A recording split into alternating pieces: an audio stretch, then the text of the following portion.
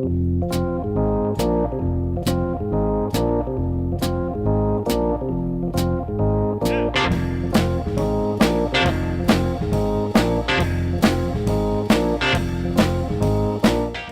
to the Two Blokes Chatting radio show on 94.7 The Pulse. Music, interviews, news and, well, two blokes chatting. Now, here are the two blokes. Hello there, Rob, and hello, Neil, and thank you very much for having me on, guys. Always a pleasure to have a chat, mate. Yeah, it sure is now. It's been a while, but it's great to catch up with you. Absolutely. You want to know about The Lion Sleeps Tonight? Yeah, what do you got for us? Okay, well, Lion King, of course, but we can go back a lot further than that. And actually, my little project is I've got a reference book together with a list of every song that made the top 40 in Australia from 1950 through to 2018.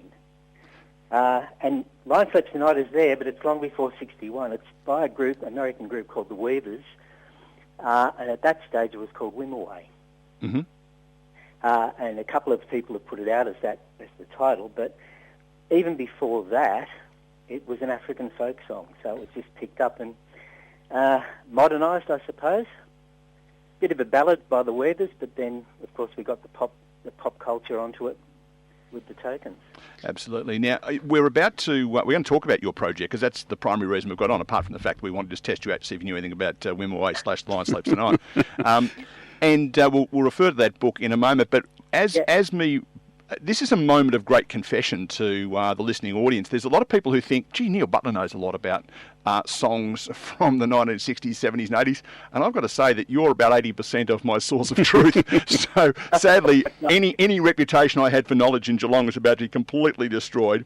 But the book, I'm fascinated by, it's a book about top 40, and the book is called The Book Top 40. Now, that gives me some sense that you're obviously strong in terms of creativity and marketing. Well, I couldn't call it the Bible. No, you couldn't. No, fair enough. That's been used, I think. With the book. Yeah. Well, people started referring to it, actually, when it first came out. It was just called Top 40 Research when it first came out. And that was before I got involved with it. Actually, it was the start of the 80s. And it was a tiny little, I suppose it'd be A5, no, not A5. What's the smallest one? It goes from there. A6 is the next one down. Yeah, that's right. Yeah. So, and it was typeset. They had a typist in, and an IBM golf ball typewriter produced it. Wow. Back to technology then. Yeah, Rob thinks that's modern technology, by the way.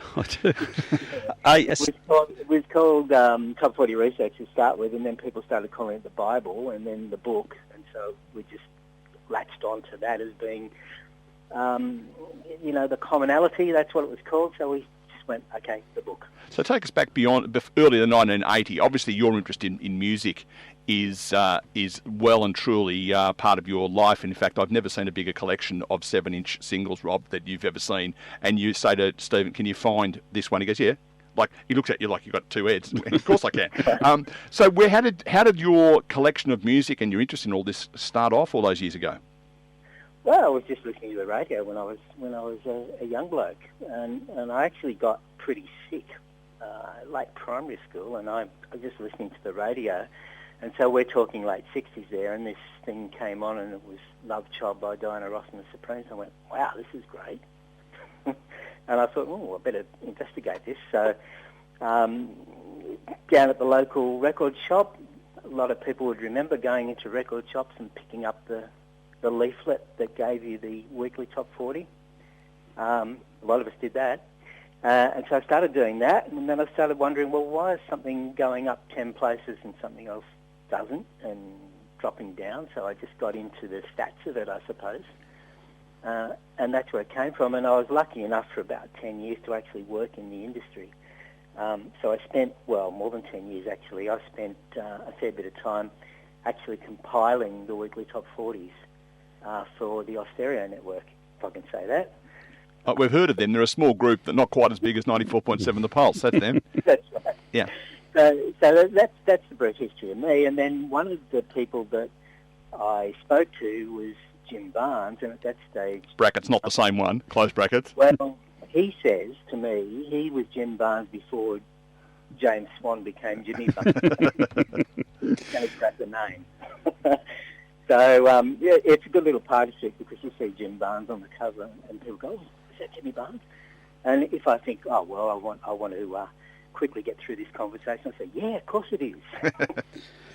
Steve, there's probably not such an emphasis in Australia, and you're focusing on Australia's top 40, of course. In America, they have lots of different charts, blues and country and jazz and all sorts of weird and wonderful stuff. Who decides which song lobs in which chart these days? Because there's so much I regard as really good country music that's on that chart that is good enough to be on a pop chart. So do you decide that, or is that someone else's job?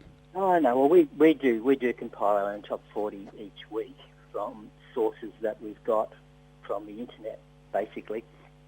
And, of course, what you'll find throughout history, and we've got 70 years of history in this book, what you'll find is that there's always a format that you can put on a list to work out which is the best seller. And, of course, we're talking sheet music and top 8 detergent-sponsored radio shows back in the 50s.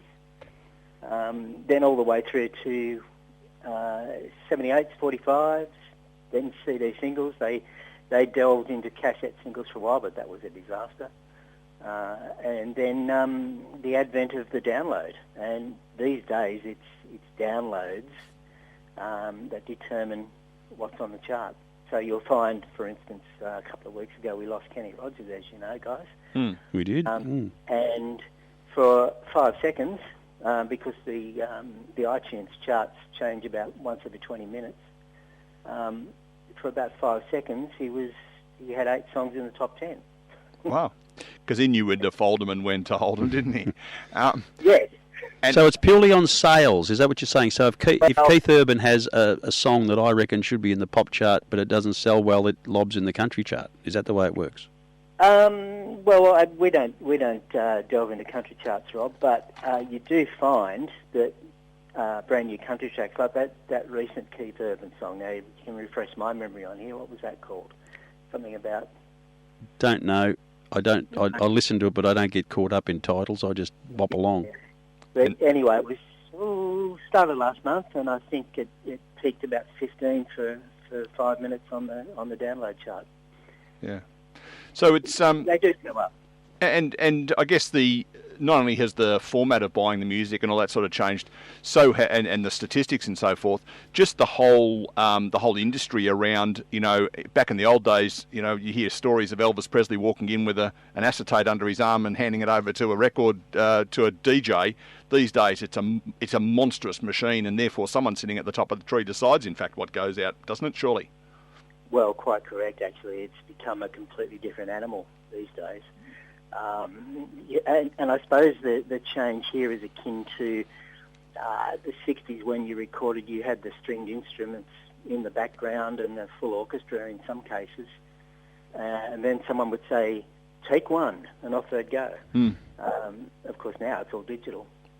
Yes, one of my favourite stories about those days is the song by Buddy Holly, True Love Ways. It was recorded just a few weeks before he passed away in that plane crash, so it would have been late 58.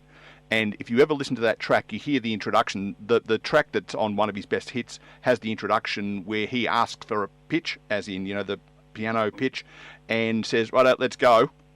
And he just goes bang and knocks it out one take. Just extraordinary. And it's a beautiful piece of music. It is good. It sure is. And, of course, you've got the famous Daydream Believer with the intro from Chip Taylor, who's actually John Voight's brother, by the way. Okay, there you go. Davy Jones saying, what number is this, Chip? And then they go, 7A. Don't have a go at me just because I'm short. Yeah, that's it. Steve, you obviously love music. You've listened to a lot of it. Tell me the number one song in your list that didn't make the top 40 and you can't understand why. Oh, wow, Rob, you're putting me on the spot here because there's quite a few that didn't make the top 40. Because there's some really, really good songs that I've heard on the radio and I think, oh, what a magnificent song that is, and you never hear of it again because it just doesn't make it for some reason, and I'm staggered why. Some great stuff on albums that you think, why wasn't that ever released as a single? It just hits the spot for you. Was there one like that? Well, I'm just trying to think because there's so many. But I can give you a bit of an anecdote about Russell Morris's The Real Thing. Now, why wasn't that an international number one? Who knows? Mm. But I can give you a bit of a clue about that because everywhere else in the world, they decided they would put part 1 on the A side and part 2 on the B side. Oh, because it was so long. It was a bit unique in that way. Molly had this thing of making a 5 or 6 minute out of the blue. Yeah. And so basically took the guts out of it because, you've got this bit of a pause, you've got to turn the record over. Oh, there it goes again. That was for American radio, they did that. And it peaked at number 100 in America. Yeah, I think it charted higher than that in New York. You ready for it? Rob loves it when I do this. When I was talking to Russell about this... Okay. Oh, dear. He was down there. Well, oh, yeah. I hope I got my facts right. Yeah, no, you've been perfectly correct. And in fact, it was something to do with the copyright, because the song was on the other side, and I'm going to say it's The Girl That I Love, or is it only a matter of time? No. Hang on. One or the other. But it was one of those two songs, and the copyright owner of that song was in some way different to the copyright owner, and so that's why they split it as well, because of the 6 minutes, obviously, as well. But What I Love was B-side of part 3. Ah, there you go. So, So I can give you two songs that I'm confident didn't make the top 40, and they've always puzzled me because they are great songs and songs that people would just naturally assume. And I'm using this, of course, from a book called The Book, Top 40 Research, so I'm assuming the data's correct. The song by Van Morrison, Brown Eyed Girl, only peaked in the 50s, I reckon. Yep. And another one that I'm staggered by was the Mamas and the Papas, California Dreaming. Yep. Beautiful, both beautiful songs. Beautiful songs. You've got my head working now, and so we'll add Temptations, My Girl, to that list. There you go. So, a lot of that was due to airplay. Yes. There was a little bit of resistance in the 60s to play black music. Not so much in Adelaide, by the way. Okay. Country Queensland for some reason. Yeah. Most Motown stuff charted in those two places, but not in the mainstream, not in the Melbourne-Sydney era, zone, whatever. And another song that I find fascinating from a perspective of things that you find out in the book, and we will go to plugs. We've only got a couple of minutes to go, but there's a song called Camilla by John English, which I just think is a marvellous piece of music. I think I'm right in saying it's the only song, according to your book, that made it into the top 40, got as far as number 40, and then dropped out without going any further, but was there for more than 1 week. And I think it was in that position for 4 weeks in a row, or 3 weeks in a row. There's a number of them that pop into the chart for 1 week and drop out like that. But it was the only one that I can find in your book, and that shows you how much your book gets used, that has got multiple weeks where it got to number 40 and didn't go any further. Yeah, that has the longevity. Most of them are 40 weeks. Number 40 for 1 week, and off they go. Yeah, absolutely. Yeah. Steve, we should wind this up, but before we do, we need to know where we can... I don't need to know where to buy a copy because I've already ordered mine. It's on its way in the mail, as I understand it. But the book, Top 40 Australia, or Top 40 Research, it's all about Top 40s in Australia. How can I get a copy if I wanted to buy a second one, for example? Okay, so look, I might just add, if I can quickly, what it is, it's a history of the chart, and there's 3 sections. You get a chronological listing, so it's a list of everything that's entered the chart in order. There's a artist section, so you can look up the artist and see what they've done. And there's a song title section, so if you don't know who sang it, you can look the song title up and you can find out who sang it. So it's not the actual charts, it's the history of the chart. Yep, good point, yep. Now, I basically these days, the magic is the marvel of the internet. Most of my sales come from the internet, and I have a website that people can go to. It's the 3 W's, of course, .top40book, so that's top40book.com.au. And if people mention in their order that they heard you on 94.7 The Pulse this morning, you will no doubt sign it? I can do that for them, yes. Good man. Yeah, because mine's coming through signed, isn't it, Steve? Oh.